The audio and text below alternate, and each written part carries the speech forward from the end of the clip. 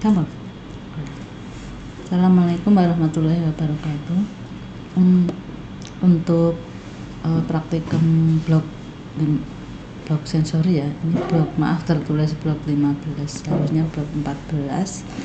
Sensori ini terdiri dari 2 pertemuan. Yang pertama adalah parasit penyebab penyakit kulit dan serangga penyebab gangguan kulit, dalam hal ini insect bite ya.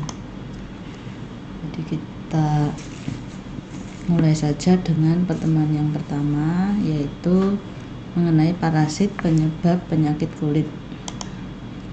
Secara umum tujuan praktikumnya adalah mahasiswa diharapkan nanti mampu mengidentifikasi parasit-parasit yang menyebabkan gangguan kulit dari preparat yang sudah disediakan. Secara khusus ini menyebutkan beberapa spesies yang nantinya menjadi subjek atau menjadi subjek pembelajarannya, seperti Sarcoptes kbi, kemudian Pediculus humanus, Styrus pubis, itu semuanya adalah ektoparasit obligat. Kemudian beberapa spesies yang sering menyebabkan CLM atau cutaneous larva migran, seperti Ankylostoma caninum, Ankylostoma brasiliensis, dan Ankylostoma ceylanicum, itu semuanya termasuk golongan non-human hookworm. Kemudian yang ketiga ini lalat penyebab meiosis, yaitu dari golongan Muscidae, Muscado mystica dan Vannia. Kemudian dari Sarcophagidae, Sarcophaga, dan nanti ada Chrysomia. Ini semua adalah topik-topik yang akan kita, atau spesies yang akan kita pelajari. Nah, sebelum melanjut berikutnya, ini akan saya sampaikan mengenai pohon klasifikasi arthropoda. Ini maksudnya karena kebanyakan dari parasit yang menyebabkan gangguan kulit, tapi tadi tentu kecuali cacing ya, itu adalah dari golongan arthropoda. Nah, arthropoda itu dari ukurannya itu bisa ada yang makroskopis, ada yang mikroskopis. Ini contoh, ini arthropoda itu hampir semua penting untuk kesehatan ya, dari bidang kesehatan. Ini contoh misalnya dari golongan Chilopoda, kemudian insecta. Ini karena insecta itu nanti banyak sekali anggotanya sehingga akan ada pohonnya tersendiri. Kemudian ini ada arachnida. Arachnida itu ada yang makroskopis, ada yang mikroskopis. Contoh yang makroskopis ini adalah yang scorpion, kemudian laba-laba atau Aranida. Kemudian yang mikroskopis itu golongan ini mite atau tungau. Kemudian ini tick, ada hard tick dan ada soft tick. Kemudian ada golongan krustasea, crab, ini crab dan crayfish. Itu ini memang penting di bidang kesehatan, tetapi dia sebagai vektor, tidak terkait dengan sensori ya, tidak akan kita pelajari di blok sensori. Demikian juga dengan siklop, ini sifatnya mikroskopis dan dia bersikap sebagai vektor juga. Itu untuk arthropoda. Kemudian di sini tadi kan insecta itu ada klasifikasinya tersendiri karena memang dia anggotanya cukup banyak, ada banyak ordo ya. Nah, ini yang di panah merah itu adalah yang nanti akan kita pelajari pada pertemuan yang kedua, kecuali ini nanti ada loss ya, ada loss, itu nanti kita pelajari untuk pertemuan pertama. Jadi insekta itu ada banyak ordo, seperti misalnya Orthoptera, kemudian Hemiptera, Coleoptera, kemudian ini ada Siphonoptera, kemudian Diptera. Nah, Diptera ini sebenarnya anggotanya ada dua, yaitu Culicidae, itu yang isinya itu nyamuk, dan yang isinya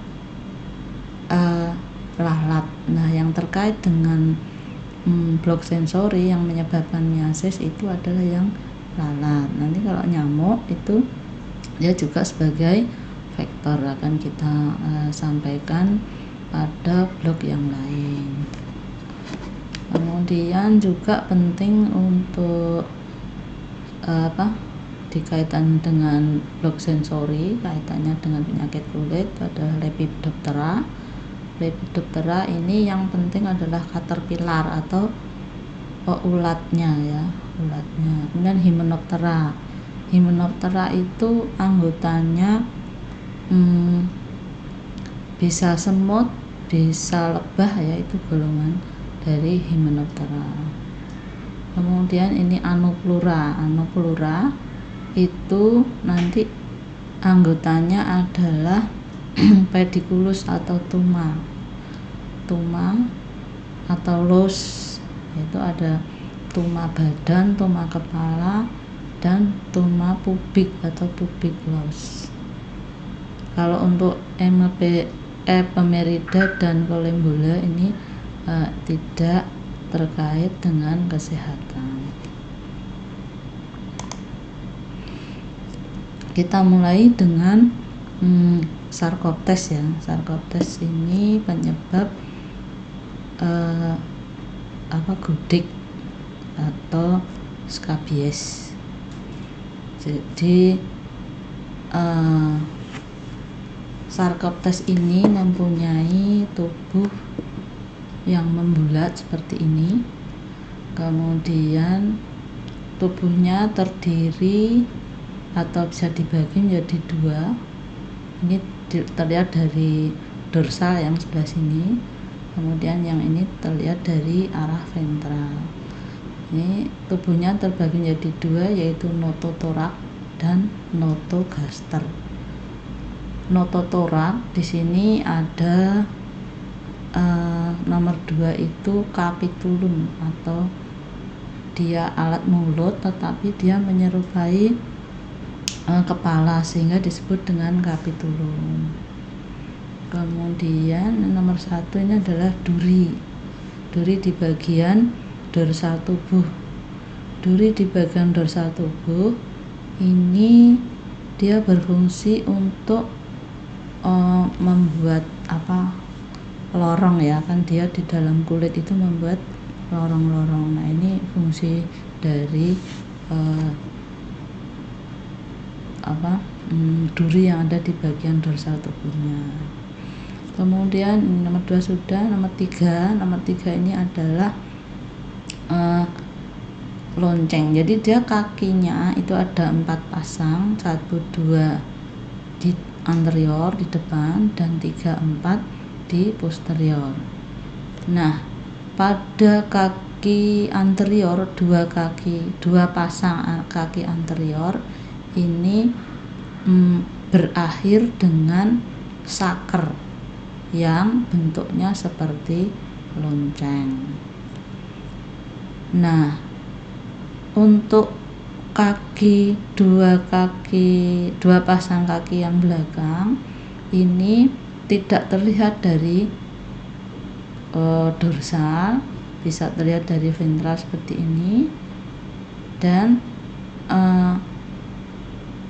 ujungnya itu untuk yang betina itu berujung rambut atau bristle, tidak berupa lonceng. Tapi kalau yang jantan kita lihat di sini, pada kaki yang keempat itu berakhir dengan lonceng.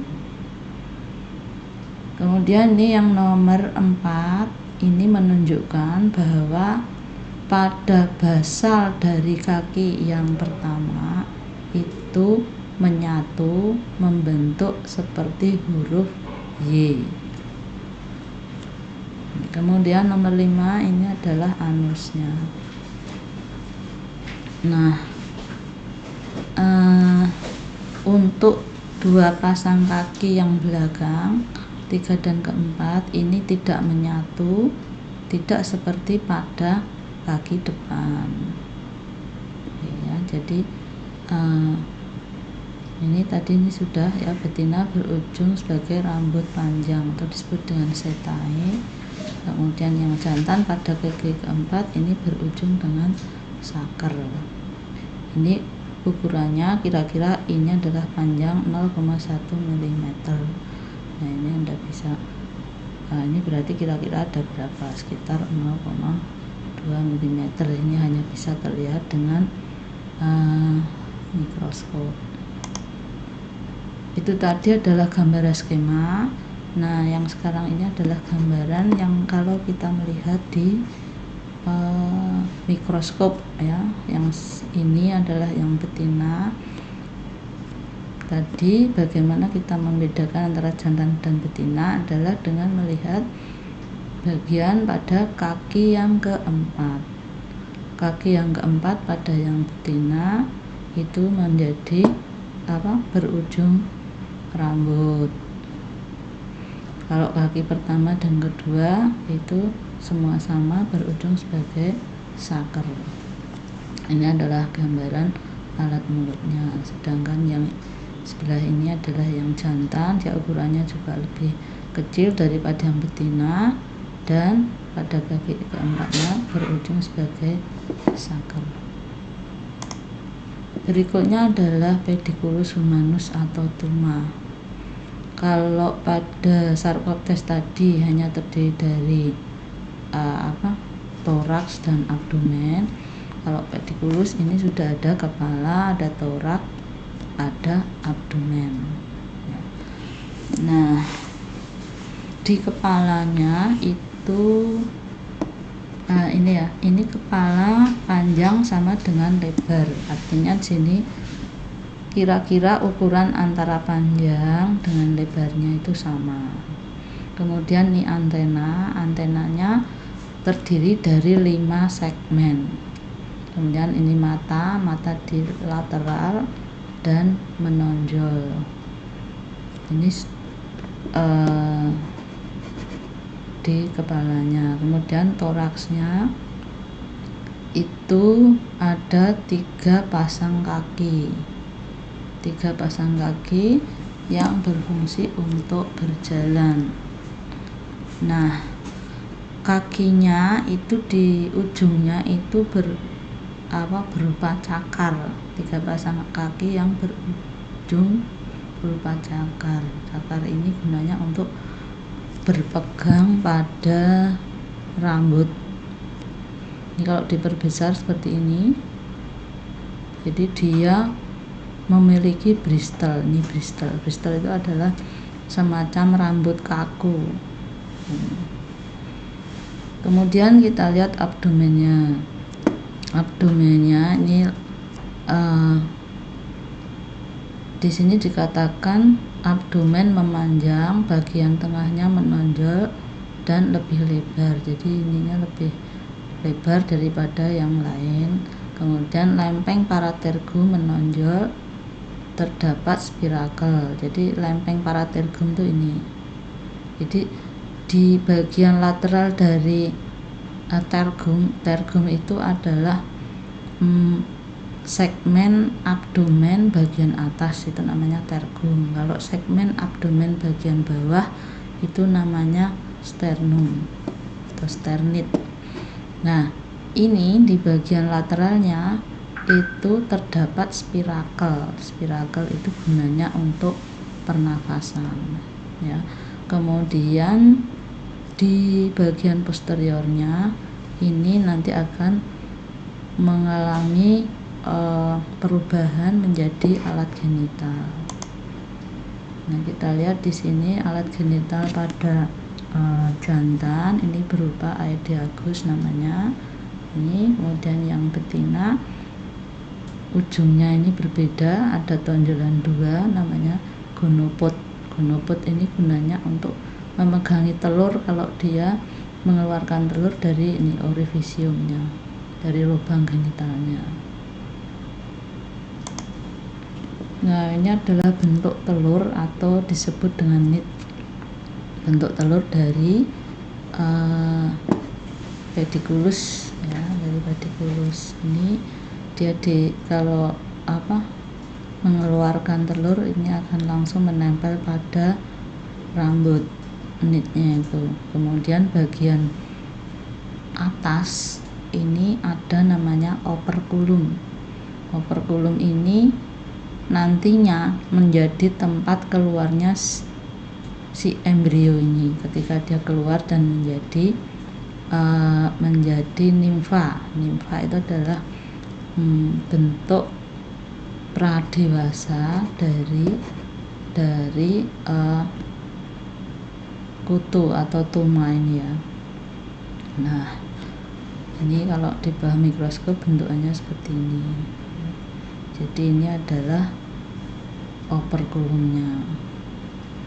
Jadi ini bentuknya oval atau bulat lonjong. Kemudian ukuran panjangnya sekitar kurang dari 1 mm ya. Warnanya kuning kecoklatan, tapi kalau sudah kosong nih putih ya. Kemudian dia diletakkan di sepanjang rambut dan mengikuti tumbuhnya rambut. Berarti makin ke ujung dia makin matang. Jadi kalau dia semakin nempel pada kulit itu semakin yang baru. Yang berikutnya adalah crab louse atau tirus pubis. Ini masih golongan Anoplura ya, atau pediculus, tetapi tempatnya itu di rambut pendek, kalau tadi di rambut panjang. Nah, ini gambaran dari tirus pubis dari dorsal. Kepalanya di bagian anteriornya itu tumpul, tidak lancip seperti tadi kan lancip. Nah, ini tumpul. Kemudian ada mata dan antenanya 5 segmen ya, sama. Mata di lateral menonjol.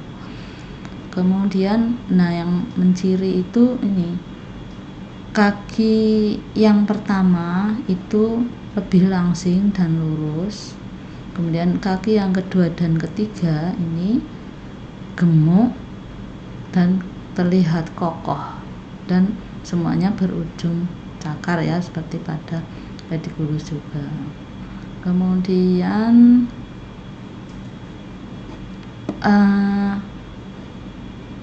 torak lebih lebar dan abdomen pendek dan menyempit seperti ini. Kalau tadi kan ini lebih besar ya. Kalau ini yang besar itu bagian toraksnya.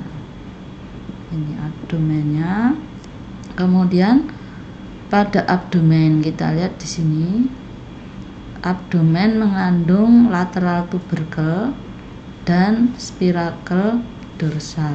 Lateral tubercle itu ini, ada tonjolan-tonjolan di sebagian lateral, dan ada spiracle dorsal. Ini spiracle dorsal yang bulat-bulat ini. Nah, spiracle dorsal pada segmen pertama abdomen itu ada 3 pasang spiracle. Pada segmen kedua, 3 dan 4 hanya 1 pasang spiracle. Ya, kemudian nih kaki kedua dan ketiga memiliki cakar besar dan tertutupi taji. Ini kalau diperbesar seperti ini, atau tibial spur. Ini kenampakan pada mikroskopnya seperti ini. Nah, sekarang cara membedakan jantan dan betina itu kalau dari posterior, anteriornya sama ya. Dari posteriornya ini kelihatan pada betina, ini ada tonjolannya 2. berupa gonopod. Kemudian yang jantan ini di sini tidak ada tonjolan 2, tapi di bagian ventralnya ini ada mediagus, alat kelamin.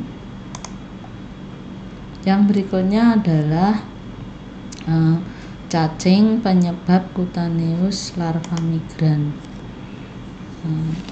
Ini meskipun nanti secara teori akan dijelaskan lebih lanjut di kuliah, tapi ini sebagai gambaran saja bahwa orang terkena CLM atau cutaneous larva migran ini merupakan hal yang sebenarnya tidak sengaja. Artinya tidak sengaja itu sebenarnya cacingnya ini berupa cacing yang non-human hookworm, jadi cacing pada hewan, tapi secara tidak sengaja masuk ke dalam kulit manusia. Nah, karena manusia itu bukan host yang alamiahnya, maka dia hanya terjebak di kulit seperti itu. Nah, ini adalah gambaran cacingnya sama dengan hookworm pada manusia juga. Yang jantan, yang betina yang atas, yang bawah ini yang jantan. Nah, di blog alimentari kan sudah disampaikan ya mengenai morfologi human hookworm, ini mirip saja. Nanti kita lihat di sini ada 3, sebenarnya ada banyak spesies, tapi di sini kita ambil spesies yang paling sering menyebabkan CLM pada manusia, yaitu Ankylostoma. Ini ya, Ankylostoma caninum, ini Ankylostoma ceylanicum, dan C ini adalah Ankylostoma brazilian. Ini kalau caninum itu pada anjing, dan ceylanicum itu pada bisa anjing atau kucing, dan yang brazilian itu pada kucing. Karena anjing dan kucing kan hewan pet ya, kesayangan, sehingga dia hidupnya dekat dengan manusia, dan ini akan seringkali menyebabkan gangguan kulit. Nah, kalau bagian ventral dari jantan, cacing jantan itu kan ada namanya bursa copulatrix. Nah, bursa copulatrix dari cacing ini memiliki bentuk yang khas yang kita bisa bedakan, meskipun memang paling mudah itu menggunakan rongga mulut ya, rongga mulut, tetapi bisa juga kombinasi rongga mulut. Kalau tidak terlalu jelas, kita bisa lihat di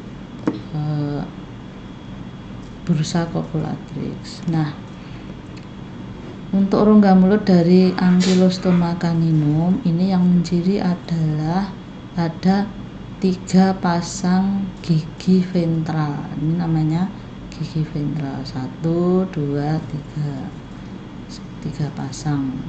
Ini dari rongga mulutnya. Kemudian untuk Ankylostoma ceylanicum itu ada 2 pasang gigi ventral yang memang bentuknya itu spesifik. Kemudian yang C ini yang Ankylostoma brazilian itu juga 2 pasang gigi ventral, tapi ininya sangat kecil ya. Jadi gigi ventralnya itu 2 pasang, tapi yang satu itu cukup besar, yang 1 pasang lagi kecil ini juga. Nah, kalau dari bursa copulatrix yang menciri dari ketiganya ini, yang paling mudah dikenali itu adalah pada bursa copulatrix dari ceylanicum itu pada rusuk ya, ini namanya rusuk lateralnya itu ini paralel atau sejajar, beda dengan yang lainnya ini. Nanti kita lihat lebih lanjut untuk gambar berikutnya. Nah, ini Ankylostoma caninum, ini dari mikroskop bisa kita lihat di sini ada 3 pasang gigi ventral pada rongga mulutnya. Kemudian pada bagian posteriornya ini yang jantan. Di sini tidak terlalu kelihatan ya. Ini yang jantan ada bursa copulatrix, yang betina ini berupa hanya ujungnya lancip itu saja, tidak spesifik. Ini dari rongga mulutnya sudah bisa sekali dikenali bahwa ini adalah Ankylostoma caninum. Yang berikutnya adalah Ankylostoma ceylanicum. Ankylostoma ceylanicum ini rongga mulutnya ada 2 gigi ventral. Ini gigi ventral yang luar itu kelihatan lebih besar, sedangkan yang dalam itu lebih kecil. Bahkan ini kalau menggunakan mikroskop itu harus diperubah fokusnya untuk bisa melihat yang antara yang pertama dengan yang kedua. Ini diganti fokusnya, yang gigi yang ventral yang kecil ini akan baru kelihatan. Kalau yang ini gigi ventral yang besar, kalau kita melihat yang sini tidak kelihatan, kalau kita melihat yang sini yang atas tidak kelihatan. Itu pada Ankylostoma ceylanicum, besar dan kecil, bagian luarnya lebih besar daripada bagian dalam. Kemudian untuk bursa copulatrixnya itu yang menciri adalah pada rusuk yang lateral tadi, yang mediolateral tadi itu paralel, jadi seperti jari yang berjajar 2. Yang berikutnya adalah Ankylostoma brazilian. Nah, Brazilian ini dari rongga mulutnya itu juga ada 2 gigi ventral yang mirip dengan Ankylostoma ceylanicum. Ya, tetapi memang ini lebih kecil.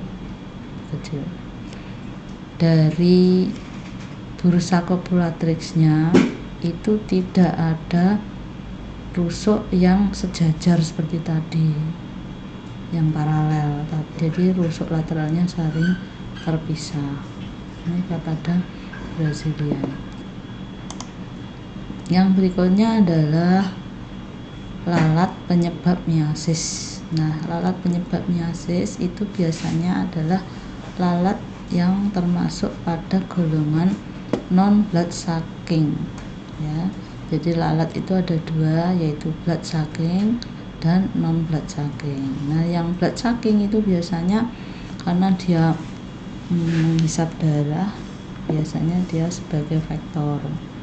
Nah, kalau yang tidak menghisap darah, non blood sucking flash, itu biasanya dia menyebabkan miasis ya. Miasis itu adalah investasi larva lalat yang ada di dalam organ tubuh kita.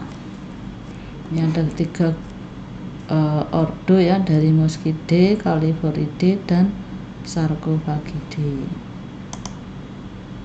Nah, ini saya tampilkan dulu mengenai siklus hidupnya supaya mempunyai gambaran ya.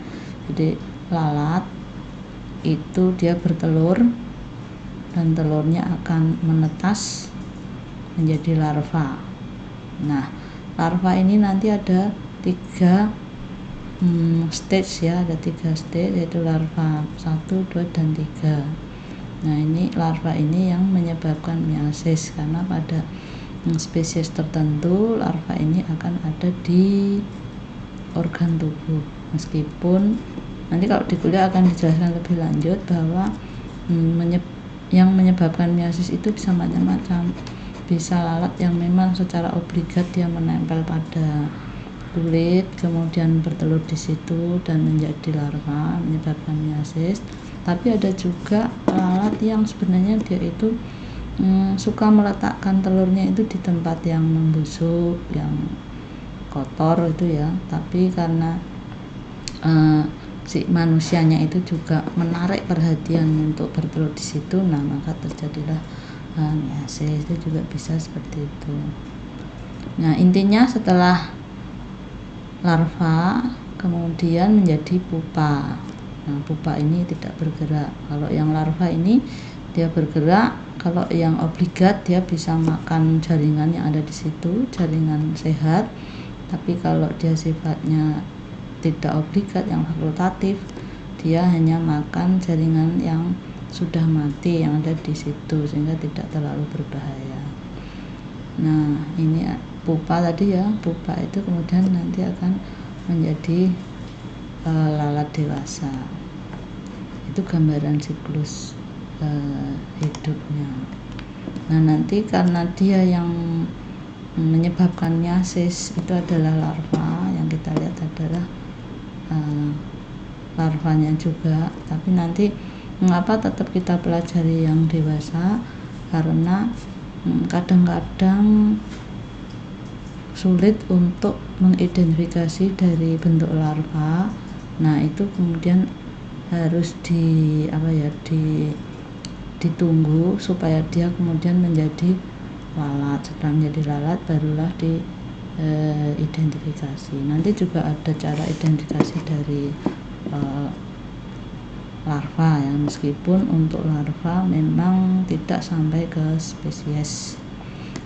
Ini adalah gambaran secara umum dari larva lalat ya. Ini bagian anteriornya, dia bersemen-semen tubuhnya, ini anterior, ini posterior. Nah, yang di anterior ini di sini ada mulut ya. Di mulutnya ada papila, ada hooknya atau kait, kemudian ada spirakel anterior. Kemudian di bagian bawah dari segmen tubuh, segmen abdomennya ini ya, ini bersegmen-segmen, itu ada semacam kaki yang dia untuk berjalan, locomotoris spinae. Nah, kemudian yang penting lagi adalah bagian posterior atas itu ada spirakel, namanya spirakel posterior, yang bentuknya itu spesifik untuk tiap-tiap genus, sehingga kita bisa melihat paling tidak ini dari genus apa. Nah, ini biasanya ini akan dipotong, diambil, kemudian dilihat di bawah mikroskop. Kemudian ini adalah lubang anusnya di sini. Ini kalau menggunakan mikroskop ya, atau ini bisa kita lihat di sini, ini segmennya dari 1, 2, 3 dan seterusnya, ada 12 segmen, dan segmen yang ke-13 ini akan berubah menjadi bagian posteriornya ada spirakel dan ada anus. Nah, ini spirakel itu biasanya sepasang. Nah, ini kalau dibesarkan bentuknya seperti ini contoh pada yang bentuknya seperti ini adalah contoh pada chrysomia ini. Nah, ini adalah posterior spirakel. Kemudian ini RS ini adalah spines band. Pada larva tertentu itu ada spinesnya, tapi tidak semua ya. Kemudian anal tubercle, jadi ada di bagian anusnya ini ada. Nah, untuk gambaran dari spirakel posteriornya sendiri itu gambarnya seperti ini. Bagian luarnya ini ada dinding yang namanya peritrim. P ini adalah peritrim. Kemudian yang seperti pisang ini adalah slit atau spirakel orifice-nya. Jadi lubang spirakelnya itu ini. Ini yang nanti bentuknya masing-masing spesies itu masing-masing genus ya itu berbeda. Kemudian SB itu adalah spirakel button atau tombol spirakel. Ini ada 3 itu ya. Kemudian sekarang kita lihat untuk yang Muscidae, sebagai contoh kita ambil adalah Musca domestica atau lalat rumah. Untuk dewasanya lalat rumah gambarannya seperti ini, ukurannya sedang, kemudian dia memiliki abdomen yang berwarna kuning. Jadi ini tubuhnya yang terdiri dari kepala, toraks, dan abdomen. Warnanya abdomen berwarna kuning, matanya berwarna merah kalau masih hidup. Kemudian bagian toraks dorsalnya ini ada 4 garis hitam longitudinal. Ini di toraks dorsal atau punggung. Kemudian sayap. Jadi di toraks itu ada 3 pasang kaki dan ada sepasang sayap. Nah, dari sayapnya ini juga ada yang menciri. Jadi di sayap itu ada namanya venasi sayap. Venasi itu garis-garis ini. Dia ini sebenarnya seperti kerangka, tapi dalamnya itu adalah udara. Ya, ini namanya venasi sayap. Ini dihitung 1, 2, 3, 4. Jadi ujung venasi 3 dan 4 ini berdekatan, antara 3 dan 4 ini berdekatan. Nanti untuk yang genus yang lain itu ada perbedaannya. Itu yang dewasa. Nah, sekarang kalau tadi kan dari larvanya kita bisa melihat dari spirakel posteriornya. Nah, untuk Muscidae itu spirakel posteriornya, slitnya ya, itu bersifat vermiform atau berbentuk vermiform seperti cacing. Ini yang menciri. Tapi hanya untuk golongan Muscidae. Artinya Muscidae itu kan anggotanya banyak, tidak hanya Musca domestica, nanti ada yang lainnya lagi ya. Nah, itu tapi yang menciri paling tidak kita bisa mengetahui, oh ini dari golongan Muscidae. Ini adalah buttonnya dan ini adalah peritremnya. Berikutnya adalah Vannia aespiaptospeciesum, itu juga masih dari golongan Muscidae atau disebut juga dengan laser housefly atau cacing lalat rumah, tapi dia lebih kecil. Jadi masih termasuk golongan Muscidae. Warnanya ini lebih hitam. Jadi di bagian dorsal toraksnya Anda lihat di sini tidak ada garis longitudinal seperti halnya pada Musca domestica ya, tanpa garis longitudinal, berwarna hitam, halternya kuning, ya halternya nggak kelihatan ya. Kemudian sayap, venasi sayapnya, nah antara 3 dan keempat itu terpisah, jadi tidak menyatu. Kalau tadi kan sini menyatu, seperti ini menyudut, menyatu. Kalau ini terpisah, jadi terkesan lurus seperti itu. Nah, ini gambaran spirakel posteriornya sama karena dia masih dari golongan Muscidae. Yang berikutnya adalah dari golongan Calliphoridae. Itu sebagai contoh di sini adalah Chrysomia. Chrysomia disebut juga dengan lalat daging. Itu cirinya adalah dia tubuhnya berwarna-warna ya, ada yang hijau, ada yang biru, ada yang ungu, metalik biasanya. Ya, jadi warna tubuhnya metalik. Bisa ungu, biru atau hijau. Kemudian ada bristle di bagian dorsal tubuh. Ini bristle itu adalah rambut yang tajam, yang keras ya. Kemudian venasi sayapnya antara ketiga dan keempat ini juga berdekatan. Kemudian ini gambaran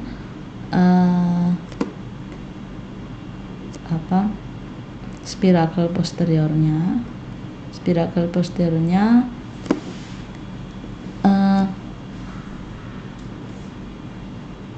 umumnya slitnya memanjang, terdiri dari 3 buah untuk larva stadium 3. Jadi larva kan tadi ada stadium 1, 2, 3. Nah ternyata untuk larva stadium 1 ini slitnya juga baru 1. Kemudian kalau larva 2 dia ada 2. Kalau larva yang ketiga ini ada 3.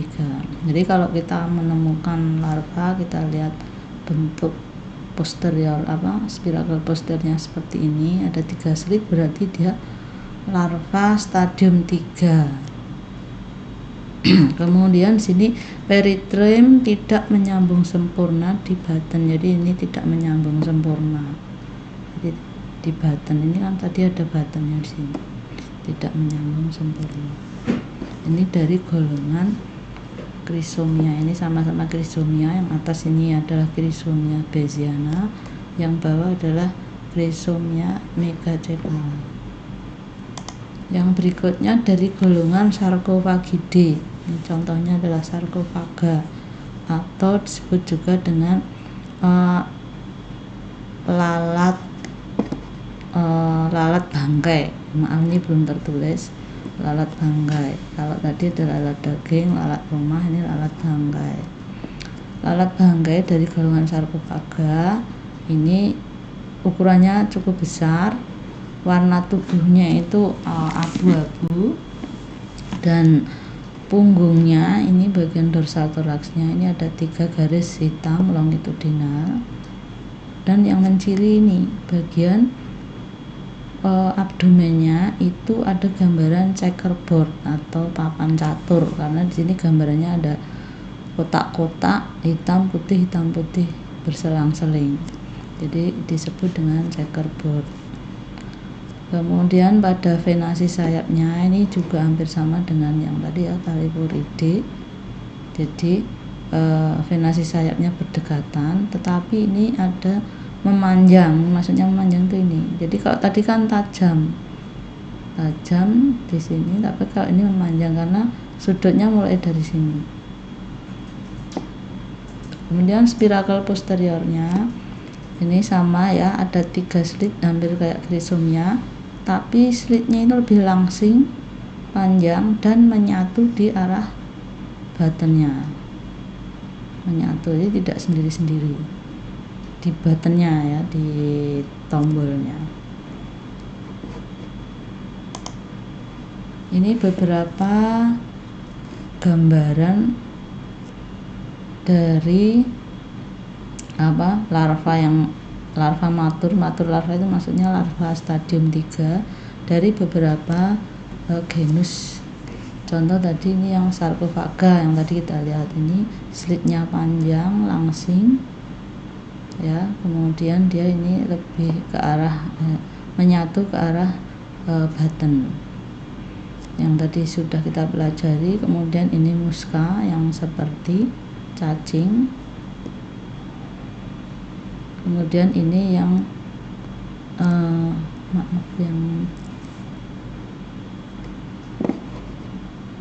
ini Pormia itu hampir sama ya dengan yang Chrysomia tadi, ini hampir sama.